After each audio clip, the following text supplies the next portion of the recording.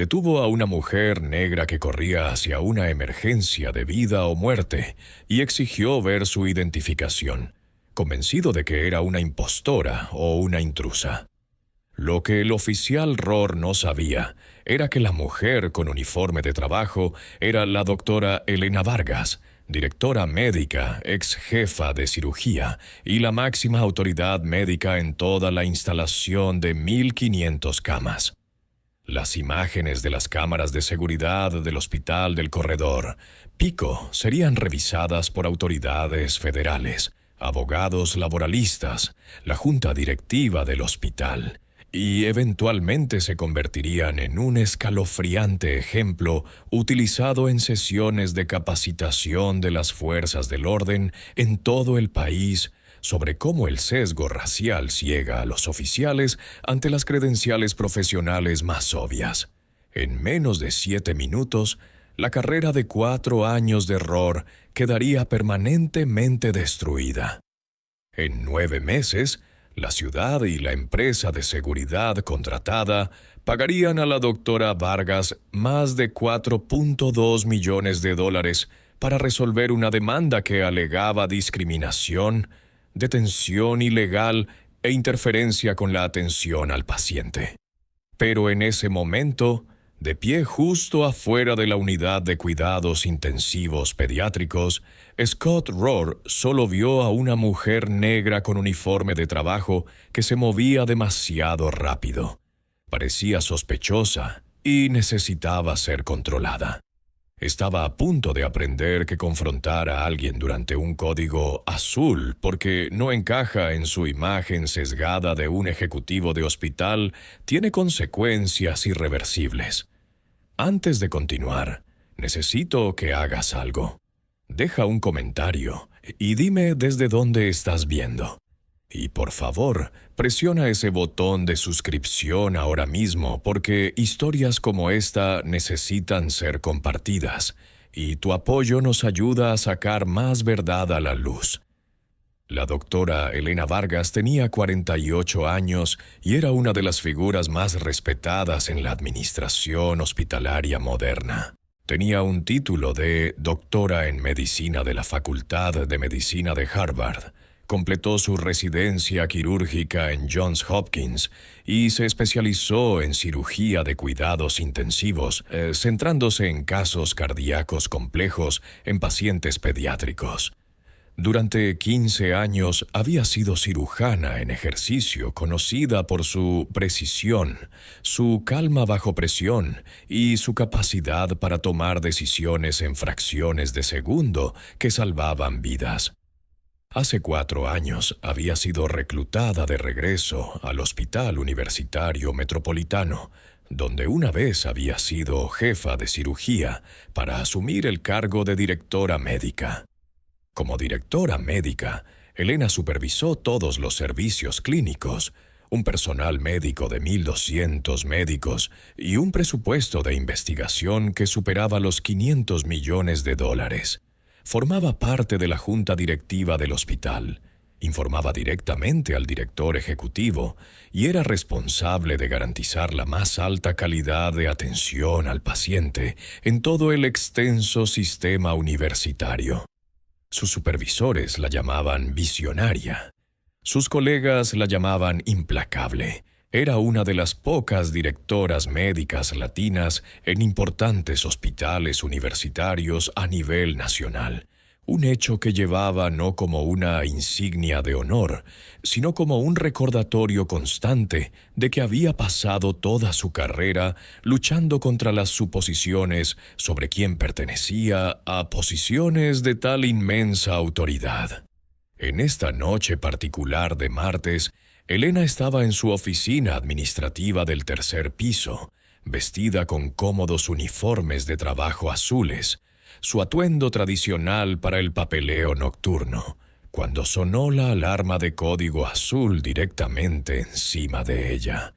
Había estado revisando los horarios de personal, pero la naturaleza crítica de la llamada al PICU en la sala 307 significaba que necesitaba moverse de inmediato, tanto para ofrecer su experiencia como para coordinar la respuesta institucional. Su credencial de identificación del hospital, que mostraba claramente su foto y cargo, estaba enganchada en la cintura de su uniforme, parcialmente oculta por su blusa cuando se inclinó sobre su escritorio. Agarró su estetoscopio y comenzó a correr hacia los ascensores, dirigiéndose al PICU en el tercer piso, moviéndose con el propósito y la velocidad que provienen de saber que la vida de un niño pende de un hilo. El oficial Scott Rohr era un oficial de seguridad contratado empleado por Allied Protection Services, una firma privada contratada por el hospital. Rohr tenía 32 años y había estado trabajando en el Hospital Universitario Metropolitano durante 4 años, específicamente asignado a patrulla nocturna en las torres de cuidados intensivos durante los últimos 2. Se veía a sí mismo como un guardián dedicado de las zonas restringidas del hospital, pero las evaluaciones de su supervisor insinuaban problemas más profundos. En 4 años, Rohr había generado 12 quejas. 10 de esas 12 quejas involucraban cuestionar, detener o acosar a miembros del personal de color en áreas restringidas o garajes de estacionamiento. Una enfermera de UCI negra detenida durante 20 minutos fuera de la sala de medicación porque Rohr insistió en que su credencial estaba caducada. No lo estaba. Un técnico quirúrgico latino interrogado agresivamente en el vestuario del personal por usar una instalación que Rohr afirmó que era solo para médicos. No lo era. Un médico residente asiático, seguido desde el garaje de estacionamiento hasta la entrada de emergencias, porque Rohr pensó que parecía estar vigilando el edificio. Iba a trabajar. Cada una de las quejas había sido investigada por Allied Protection Services y cerrada con recomendaciones de capacitación adicional en sensibilidad cultural. Rohr asistió a cada taller, firmó cada formulario y volvió al mismo comportamiento, armado con autoridad y convencido de que el personal de color en áreas de alto valor era inherentemente sospechoso. Sus supervisores notaron que era excesivamente celoso en la aplicación del control de acceso. Notas que nunca se tradujeron en consecuencias significativas. Esa noche, Rohr estaba posicionado cerca de la entrada del PICU, escaneando el largo corredor, buscando cualquier cosa que pudiera justificar su vigilancia proactiva. Luego sonó la alarma de código azul, seguida de la ubicación específica. PICU, sala 307. Momentos después, Rohr vio a la doctora Vargas corriendo por el pasillo hacia él a toda prisa. Llevaba un uniforme de trabajo, el cabello recogido, llevaba un estetoscopio y se movía con un propósito urgente. Pero debido a que su credencial de identificación estaba parcialmente oculta por su rápido movimiento y el pliegue de su blusa, el sesgo condicionado de Rohr inmediatamente llenó los vacíos. Mujer negra, movimiento rápido, área crítica, identificación oculta. Debe ser una persona no autorizada, quizás alguien intentando acceder a medicamentos o equipo durante el caos de la emergencia. Dio un paso directamente en su camino, bloqueando la entrada al corredor del PICU, apoyando su mano cerca de su cinturón. «Deténgase ahí mismo», exigió Rohr, su voz aguda y autoritaria. «Esta área está restringida. No puede estar aquí». La doctora Vargas se detuvo al instante. El bloqueo repentino sacudió su cuerpo. Miró a Rohr, su rostro concentrado, sin registrar miedo, sino una inmensa urgencia profesional. «Soy personal médico», dijo, su voz tensa pero controlada. «Estoy respondiendo al código azul en el 307». A un lado, Rohr no cedió. Vio su compostura no como profesionalismo, sino como engaño practicado. «Necesito ver una identificación ahora». Elena levantó rápidamente su blusa ligeramente, señalando la credencial enganchada en su cintura. Mi identificación está aquí mismo. Doctora Vargas, directora médica. Voy al PICU. Está retrasando una respuesta médica. Rohr apenas miró la credencial. Su suposición ya estaba fijada. Necesita ver mi identificación para creer que trabajo aquí. Sí, insistió Rohr, recurriendo a la política que solo aplicaba selectivamente como todos los demás. Tenemos informes de personal no autorizado. Elena sintió el familiar ardor ácido de la frustración, pero mantuvo la respiración firme. Estaba perdiendo segundos que un paciente no tenía. Interesante, declaró, su voz bajando a un tono frío y controlado que exigía documentación. Te vi dejar pasar a 2 residentes blancos por este mismo lugar hace 5 minutos, ambos sin identificación visible, y no detuviste a ninguno. ¿Qué me hace diferente de los otros que simplemente pasaron? Oficial Rohr. El rostro de Rohr se enrojeció visiblemente. La cámara corporal capturó su vacilación. Se negó a responder la pregunta, recurriendo en cambio a la intimidación procesal. Se niega a mostrar la identificación adecuada. Le estoy mostrando mi identificación y me he identificado verbalmente como personal médico que responde a un código azul. Contraatacó Elena, manteniendo su posición. Le informo que cualquier intento de obstruirme de realizar mis deberes médicos es motivo de denuncia inmediata y posible disciplina. Ahora, apártese o documentaré su negativa a seguir las instrucciones directas del director médico durante un intento de salvar vidas. Rohr se reafirmó. Había sido desafiado, desobedecido y, lo peor de todo, citado por su propia aplicación selectiva. Su orgullo se impuso, anulando cualquier capacitación que pudiera haber recibido. «No tengo tiempo para esto», escupió. «Muéstreme una identificación visible, adecuada ahora mismo, o llamaré refuerzos, y haré que la escolten por allanamiento de morada e impedimento de una operación de seguridad». Elena miró directamente a los ojos de Rohr. «Llame a sus refuerzos», dijo con calma. «Llame a su supervisor. Llame a recursos humanos. Porque en aproximadamente 2 minutos se dará cuenta de que acaba de amenazar con arrestar al director médico de todo este hospital por responder a un código azul». Las palabras cayeron con un peso audible. Se podía ver la confianza desvanecerse del rostro de Rohr en las imágenes de seguridad, reemplazada por una incertidumbre inmediata y un destello de miedo frío y naciente. Intentó recuperarse, apoyándose en el guión estándar. «No se puede esperar que crea eso», tartamudeó la autoridad desaparecida de su voz. «No espero que creas nada», respondió Elena, su voz ahora acero frío. «Espero que hagas tu trabajo correctamente, lo que incluye no realizar perfiles raciales a los ejecutivos que trabajan aquí». Nombró el sesgo directamente, claramente.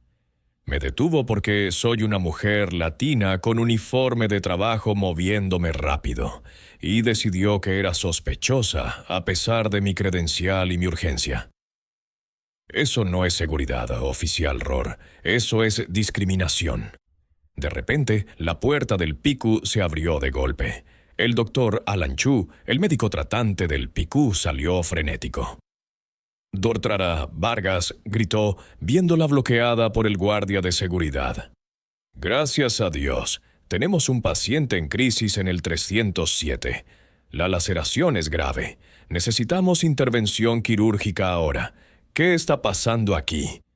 Alan Chu tenía 50 años. Era un médico muy respetado y colega de Elena desde hacía más de una década. Corrió a la escena viendo a Elena, la directora médica del hospital, siendo retenida por un guardia de seguridad. Miró a Rohr, jadeó. «Usted, oficial, ¿qué está haciendo?» «Esta es la doctora Vargas. Ella es la directora médica. Estamos en medio de un código azul. La vida de un niño está en riesgo. El rostro de Rohr pasó de pálido a blanquecino. Las imágenes de seguridad capturaron el puro terror en sus ojos al hacerse innegable el peso de su error. Miró el código azul corriendo en el monitor del PICU, la expresión frenética del médico tratante y luego de regreso a la mujer a la que acababa de amenazar con arrestar. «Ella es la directora médica», repitió Alan lentamente, dándose cuenta de que Rohr no tenía idea de con quién estaba tratando. «Ella dirige este edificio entero. Acaba de retrasar una respuesta de cuidados críticos». Rohr comenzó a tartamudear disculpas. Yo no sabía. Solo estaba aplicando la política. La credencial estaba cubierta. Elena lo interrumpió. Su paciencia se había evaporado por completo, reemplazada por una furia profesional enfocada. «Alan, haz que el equipo empiece con la oclusión temporal. Vengo detrás de ti, oficial Rohr». Se volvió hacia el guardia, su voz cortando el pasillo. «Dame tu nombre, tu número de placa, el nombre de tu supervisor y el número del incidente de esta parada. Tienes exactamente 30 segundos antes de que contacte personalmente al director ejecutivo y a la junta directiva sobre interferencia con la atención al paciente». Rohr, derrotado, dio la información, su voz temblando. Elena la documentó al instante y luego pasó apresuradamente a su lado hacia el PICU, la urgencia del niño moribundo tomando precedencia inmediata sobre la humillación que acababa de soportar. Alan Chu miró a Rohr, aún congelado en el corredor. «Te metiste con la persona equivocada, amigo», murmuró, y luego siguió a Elena al PICU. Rohr se quedó solo en el pasillo, el sonido de la sirena del código azul aún resonando. En un minuto llegó un supervisor. El sargento Héctor Morales, el comandante de turno de Allied Protection Services, un veterano de 15 años que había revisado el historial de quejas de Rohr varias veces, se apresuró a la escena. Vio a Rohr parado solo, las luces del PICU parpadeando código azul y el lenguaje corporal frenético del médico tratante. No necesitaba un informe. «Rohr, ¿qué demonios pasó?», exigió Morales. Rohr intentó explicar, tropezando con sus palabras, alegando que la credencial estaba oculta, alegando que solo estaba aplicando las reglas. Morales señaló hacia el PICU. «¿Detuviste a la doctora Vargas?». Rohr asintió lentamente. «No sabía quién era, sargento. Ella es la directora médica, idiota», rugió Morales, bajando la voz al instante cuando una enfermera pasó. «Tenemos su foto publicada en la oficina de seguridad. Detuviste a la directora médica durante un código azul porque es una mujer negra con uniforme de trabajo, ¿verdad?». Rohr miró al suelo, sin ofrecer respuesta. Morales contactó inmediatamente al jefe de seguridad del hospital, evitando la cadena de mando de la empresa contratada. Se le indicó a Rohr que se presentara de inmediato en la oficina de seguridad y entregara su placa y radio. Se podía ver que Rohr sabía, incluso mientras se alejaba con los hombros caídos, que su trabajo había terminado. El seguro líder de 10 minutos antes había desaparecido, reemplazado por la comprensión gradual y enferma del fracaso catastrófico. ¿Crees que un oficial de seguridad que detiene a un ejecutivo durante una emergencia de vida o muerte debería enfrentar cargos criminales por interferencia con la atención al paciente? Deja tu respuesta abajo. La doctora Vargas pasó las siguientes 3 horas en cirugía, coordinando la respuesta crítica que salvó al niño en la sala 307. Solo después de que el paciente estuviera estable, trasladado y descansando en recuperación, se permitió procesar la violación que había sufrido. Fue directamente a su oficina, documentó cada detalle del encuentro. El nombre de error, el número de placa, el diálogo preciso, el momento del código azul, los nombres de los testigos, y envió el relato detallado no solo a Morales, sino directamente al director ejecutivo del hospital, al jefe de personal, al presidente de la Junta y a su abogado personal de derechos civiles. No solo estaba presentando una queja interna, estaba construyendo un caso federal a prueba de balas. A la mañana siguiente, el hospital actuó con rapidez. Scott Rohr fue inmediatamente prohibido de regresar a las instalaciones. El sargento Morales, bajo instrucciones directas del director ejecutivo del hospital, entregó un informe que detallaba las 12 quejas previas de Rohr, 10 de las cuales involucraban perfiles raciales de personal de color. El patrón era innegable. Rohr no había estado aplicando la política. Había estado aplicando sus propias suposiciones sobre quién pertenece a la autoridad. La doctora Vargas convocó una reunión de emergencia con el director ejecutivo, el jefe de recursos humanos y el gerente regional de Allied Protection Services. En esa reunión, Elena no se centró únicamente en Rohr. Presentó datos que había solicitado personalmente al departamento de TI del hospital. Durante los últimos 18 meses, las paradas de seguridad en áreas restringidas mostraron que el personal negro y latino era detenido e interrogado a tasas 4 veces superiores a las del personal blanco, a pesar de representar menos del 40% del personal médico y técnico. Los datos demostraron que Rohr era simplemente una extensión de un sesgo sistémico que la empresa de seguridad contratada había permitido. El contratista de seguridad intentó defender su capacitación. Elena interrumpió la defensa al instante.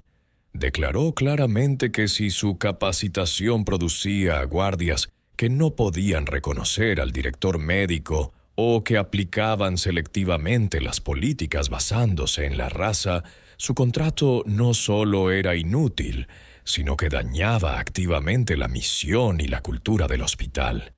Dio a Allied Protection Services 3 opciones. 1. Terminación inmediata de Rohr y su supervisor inmediato. 2. Una revisión integral de sus protocolos de capacitación con supervisión del equipo de diversidad e inclusión del hospital. Y 3. Informes públicos trimestrales de todos los datos de paradas. O 4. Terminación inmediata de su contrato multimillonario. El contratista eligió las opciones 1, 2 y 3. No podían permitirse perder un contrato importante con un hospital universitario. Sin embargo, las consecuencias no terminaron con el despido de Rohr. El abogado de Elena señaló que, si bien Rohr se había ido, el hospital aún tenía la responsabilidad final de contratar a una empresa cuyas políticas permitían la discriminación sistémica.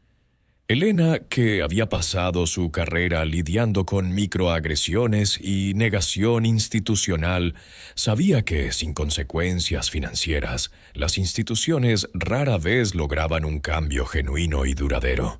Presentó una demanda formal de derechos civiles en un tribunal federal bajo el Código de los Estados Unidos, título 42, sección 1983. La demanda nombró a Scott Rohr, la compañía de seguridad y el Hospital Universitario Metropolitano.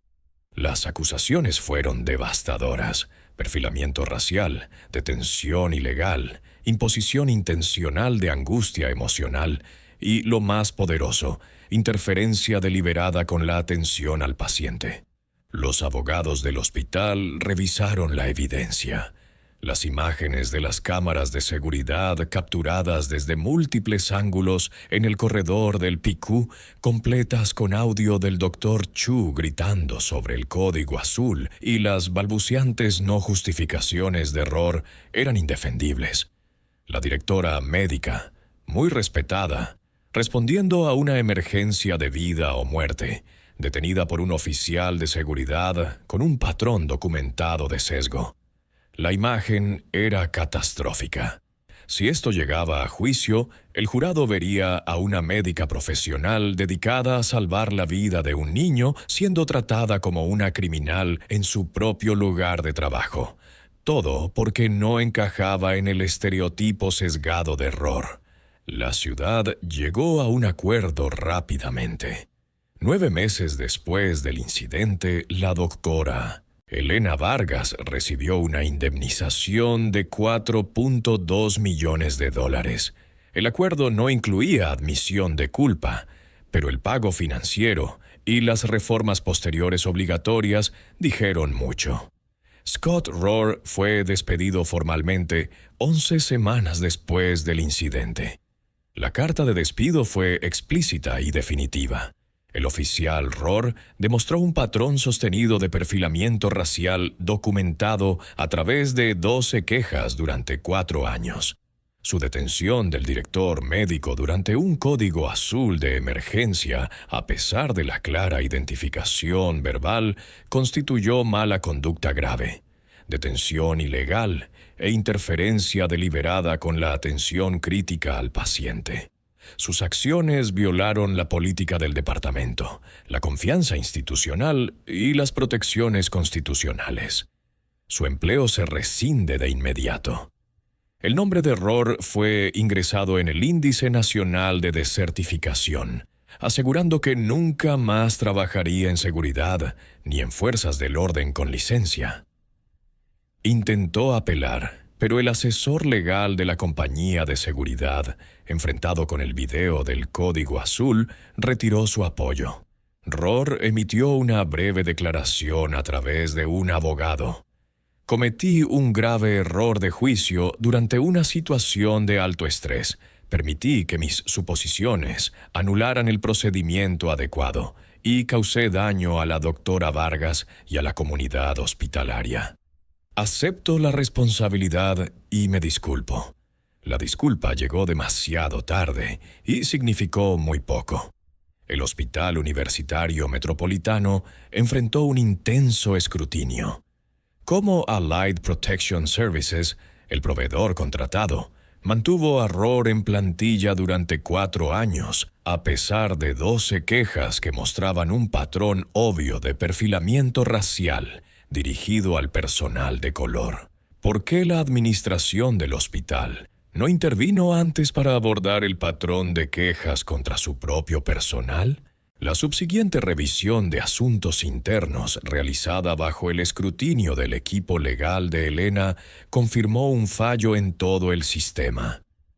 Las quejas contra la seguridad contratada se registraron, pero rara vez se analizaron en busca de patrones generalizados. Los supervisores se vieron presionados a dar de alta a los oficiales rápidamente debido a la escasez de personal.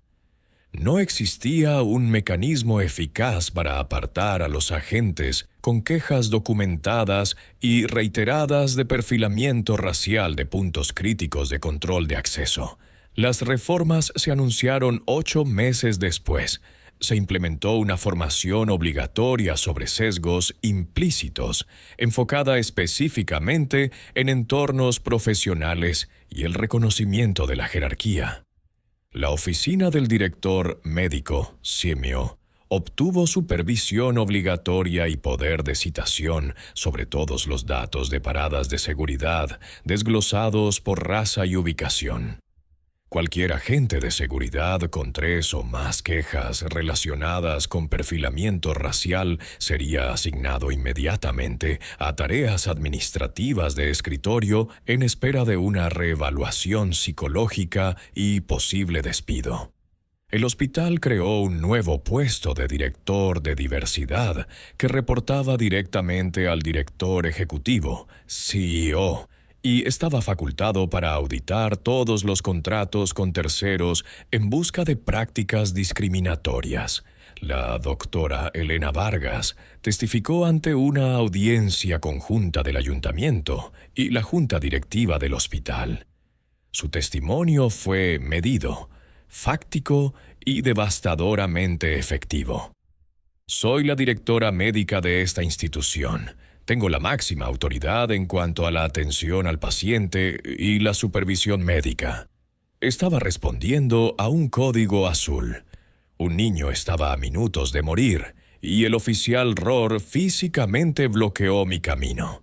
Exigió identificación y desestimó mi autoridad porque, en su mente, una mujer latina que se movía rápidamente en uniforme no podía ser una ejecutiva. Vio una amenaza donde cada profesional médico veía a una colega respondiendo para salvar una vida. Hizo una pausa, mirando al otro lado de la sala. Esto no se trataba solo de una verificación de identidad. Se trataba de un sistema que documentó 12 veces que el oficial Rohr se dirigía a personas de color en posiciones de autoridad, y 12 veces no logró detenerlo. Le tomó detenerme a mí, la ejecutiva médica de mayor rango en el hospital, durante un código azul literal, para forzar la acción que debería haber ocurrido después de la tercera queja. Declaró que la indemnización de $4,2 millones no significaba nada si se permitía que persistiera la cultura subyacente de sesgo. Esto no fue solo una detención ilegal. Fue la prueba de que, para algunos oficiales, ninguna credencial, ningún nivel de logro y ninguna emergencia médica son suficientes cuando el sesgo racial ya ha tomado la decisión. Elena Vargas mostró su identificación, se identificó verbalmente y citó la urgencia del código azul. Rohr ignoró todo. Su sesgo era tan completo que anuló la visión de una médica intentando salvar una vida. Así es como opera el racismo sistémico en espacios críticos como los hospitales. Es la suposición de que los profesionales de color no pertenecen a posiciones de respeto. Es la negativa a verificar evidencia que contradice las preconcepciones. Es la utilización de poder de seguridad para hacer cumplir límites invisibles sobre quién puede realizar trabajos de salvamento de vidas sin sospecha. La carrera de Scott Rohr ha terminado. Eso es justicia. El hospital pagó $4,2 millones. Eso es rendición de cuentas. Pero el dinero y los despidos no deshacen el trauma. No restauran la dignidad de moverse por tu lugar de trabajo durante una emergencia sin ser tratado como un criminal. No borran el recuerdo de tener que pelear con un guardia de seguridad mientras un niño moría a minutos de distancia. La verdadera pregunta es, ¿qué cambia ahora? ¿Implementan finalmente los hospitales controles después de 3 quejas en lugar de esperar 12? ¿Finalmente enseñan que el CMO es el CMO independientemente de los uniformes que lleve? ¿Finalmente aceptan que perfilar al personal del hospital no es seguridad, es discriminación con una placa? Porque si no arreglamos el sistema que mantuvo a Scott Rohr patrullando los corredores de cuidados críticos durante 4 años, a pesar de 12 quejas, entonces solo estamos esperando al próximo oficial, a la próxima víctima, al próximo acuerdo multimillonario. La doctora Vargas utilizó una parte de su indemnización para establecer un programa de becas para estudiantes minoritarios que cursan carreras en administración hospitalaria y medicina de cuidados intensivos. Quería asegurarse de que la próxima generación de líderes fuera tan diversa que ningún guardia de seguridad pudiera asumir que estaban fuera de lugar. Todavía trabaja en el Hospital Universitario Metropolitano, muy respetada y más poderosa que nunca. Todavía usa uniformes para su trabajo nocturno. Pero ahora, cuando camina por los pasillos de cuidados intensivos, los oficiales de seguridad la saludan por su nombre y título, habiendo revisado las imágenes de Rohr como parte de la formación obligatoria. Es un recordatorio físico de que las credenciales importan, la competencia importa y el sesgo tiene consecuencias. Scott Rohr intentó encontrar trabajo en seguridad privada fuera de Chicago. La entrada en el Índice Nacional de Desertificación y el incidente ampliamente reportado relacionado con el Código Azul lo hicieron imposible. Finalmente, aceptó un trabajo no relacionado con la seguridad, realizando mantenimiento en un parque de oficinas suburbano. Culpó al hospital, a los medios y a la corrección política. Nunca comprendió que el problema central era su propio fracaso al priorizar el hecho sobre la suposición. Las grabaciones de las cámaras de seguridad, aunque nunca se publicaron públicamente, todavía se utilizan en la formación. Los nuevos reclutas ven la grabación del corredor del Código Azul y aprenden lo que sucede cuando se sustituye el sesgo racial por la verificación y el juicio profesional. La grabación captura el momento en que un oficial local, enfocado enteramente en el color de piel y la velocidad, amenazó con detener a la ejecutiva del hospital responsable de la acreditación de las instalaciones. Muestra los cruciales segundos perdidos en una confrontación innecesaria, destacando el riesgo que R.O. impuso a un paciente que necesitaba intervención inmediata. Es un crudo ejemplo de cómo la autoridad, cuando la ejerce el sesgo, compromete no solo los derechos civiles, sino la seguridad pública básica. La doctora Vargas, 3 años después, reconoce que el trabajo no ha terminado. El progreso no significa perfección, pero el sistema es mejor de lo que era, y la cultura ha cambiado mediblemente. Eso importa. Se negó a simplemente irse, documentó todo, aprovechó su poder institucional y forzó el cambio institucional. Ese es el poder de negarse a aceptar la discriminación.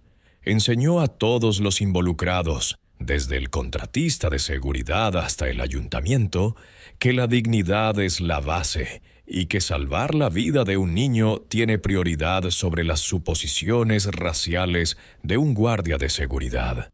Imagina la escena: las luces rojas parpadeantes, el frenético anuncio de Código Azul sonando por los altavoces, el ir y venir de puertas deslizándose y cerrándose, y la directora médica, la persona en la que confiaba todo el hospital, siendo retenida porque el oficial Rohr pensó que parecía sospechosa.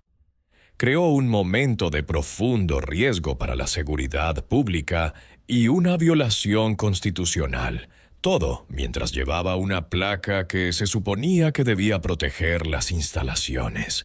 Es por eso que historias como esta deben contarse. Exponen los sistemas que permiten que los oficiales con sesgos documentados permanezcan en servicio hasta que creen un desastre que no se puede ignorar. Porque cada persona, independientemente de su raza, merece existir y desempeñar sus funciones profesionales sin ser tratada como sospechosa hasta que se demuestre su inocencia. La doctora Vargas demostró que incluso cuando la autoridad se ve amenazada por los más altos niveles de poder institucional, la rendición de cuentas es posible cuando alguien tiene el conocimiento, la documentación y la determinación para exigirla. Transformó un momento de humillación en un mandato para la reforma sistémica. Todo el episodio sirvió como un doloroso recordatorio de que los profesionales exitosos de raza negra y latina son a menudo objeto de perfilamiento, incluso en sus propios lugares de trabajo. Rohr no detuvo a un visitante al azar, detuvo a una ejecutiva conocida. No pudo reconciliar la imagen de una mujer latina en uniformes de trabajo con el título de directora médica. Esa disonancia, arraigada en un sesgo no desafiado, se convirtió en el cimiento de su ruina. El posterior análisis profundo de los protocolos de formación interna de Allied Protection Services reveló patrones preocupantes. Su formación enfatizaba la presencia física y la disuasión sobre la desescalada y la conciencia situacional, especialmente en lo que respecta a las credenciales del personal interno. Trataban al personal del hospital de color como una amenaza externa en lugar de miembros integrales de la organización. Esta cultura quedó expuesta porque la doctora Vargas tenía el poder de exigir datos sin la evidencia medible que mostrara patrones discriminatorios de paradas durante 18 meses. Las acciones de Rohr podrían haber sido desestimadas como un malentendido aislado durante un evento de alto estrés. Los datos, sin embargo, demostraron que era sistémico. El patrón era más claro que cualquier fotograma de video individual. La disculpa inmediata del médico asistente de PICU, Alan Chu, y el posterior apoyo del sargento Morales y la administración del hospital proporcionaron un contraste necesario. Mostró que, si bien Rohr representaba el fracaso del sistema, había profesionales dentro de la estructura que reconocieron la gravedad de la violación constitucional y la amenaza a la seguridad del paciente. La oficial Jennifer Cole, en un incidente relacionado, y el sargento Marcus Robinson, de manera similar, ejemplificaron a aquellos que eligieron el profesionalismo sobre el sesgo. Su rápida intervención y documentación profesional resultaron cruciales para asegurar que la destitución de Rohr fuera rápida y definitiva. Si el oficial de respaldo de Rohr hubiera compartido su mentalidad agresiva, la confrontación podría haber escalado a lo físico, transformando una situación ya volátil en una tragedia, muy parecido a los casos que involucraban al diputado Kavanaugh o al oficial Webb. La indemnización de $4,2 millones, aunque sustancial, reflejaba la combinación única de perfilamiento atroz y la interferencia de alto riesgo, con una función hospitalaria crítica. El equipo legal del hospital entendió que el jurado no solo castigaría la violación constitucional, el perfilamiento racial y la detención ilegal, sino también el riesgo para el paciente. Una medida punitiva que justificaba el alto costo. La doctora Vargas, que había pasado décadas salvando vidas pediátricas, vio su propia vida definida por el momento en que fue acusada de allanamiento en sus propios pasillos. Habló conmovedoramente en consejería privada sobre la ansiedad persistente, la hipervigilancia cada vez que se acercaba un guardia de seguridad, la violación de su santuario, muy parecido a lo que sintió el agente especial Davis en su propio hogar. Ese sentimiento, el trauma de que se cuestione tu pertenencia, es el precio que las indemnizaciones nunca cubren realmente. Las reformas implementadas por el Hospital Universitario Metropolitano fueron estudiadas por otros sistemas de atención médica en todo el país. El nuevo requisito de verificación obligatoria de credenciales de alto nivel antes de detener a cualquier miembro del personal en áreas críticas se convirtió en protocolo estándar. Además, el establecimiento de la oficina del CMO como un mecanismo de supervisión para las operaciones de seguridad puso fin, efectivamente, a la práctica de que la seguridad contratada operara sin rendición de cuentas interna. La doctora Vargas aprovechó su poder posicional no solo para despedir a un actor malicioso, sino para cambiar fundamentalmente la dinámica de poder dentro de la institución. Utilizó la crisis como palanca para obligar al sistema a abordar sus fallos sistémicos, asegurando que las 12 quejas presentadas por sus predecesoras no volvieran a caer en el vacío burocrático. El abogado defensor de Scott Rohr intentó argumentar que el entorno de alta presión del Código Azul justificaba la postura agresiva de Rohr. Argumentaron que Rohr simplemente seguía el etos arraigado de ver algo, decir algo, que la seguridad estaba entrenada para priorizar. Este argumento fracasó espectacularmente, porque el video documentó la identificación clara, tranquila y repetida de sí misma y de su misión por parte de la doctora Vargas. Su profesionalismo a lo largo del encuentro hizo imposible que Rohr alegara que ella era agresiva o poco cooperativa. Controló la confrontación a través de un conocimiento y una compostura superiores, obligando a Rohr a revelar su falta de justificación directamente a la cámara. Las grabaciones de seguridad demostraron más allá de toda duda razonable que la decisión de Rohr de proceder a la detención fue un acto de sesgo intencional, no de necesidad profesional. La historia sirve como un profundo estudio de caso en conciencia jurisdiccional, incluso dentro de los confines de una institución privada. Rohr, un guardia de seguridad privado, creyó erróneamente que su autoridad contractual prevalecía sobre la autoridad profesional de la directora médica durante una emergencia. Confundió su rol limitado con poder ilimitado.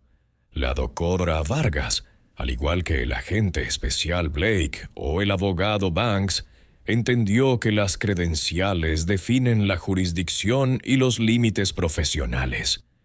Rohr aprendió esa lección de la manera más costosa posible. ¿Deberían los hospitales estar obligados a instalar sistemas de monitoreo en tiempo real que marquen las interacciones de seguridad que involucran a personal de color para una revisión inmediata por parte de supervisores? Déjame saber en los comentarios. El impacto a largo plazo de este incidente en la industria de seguridad contratada fue sustancial.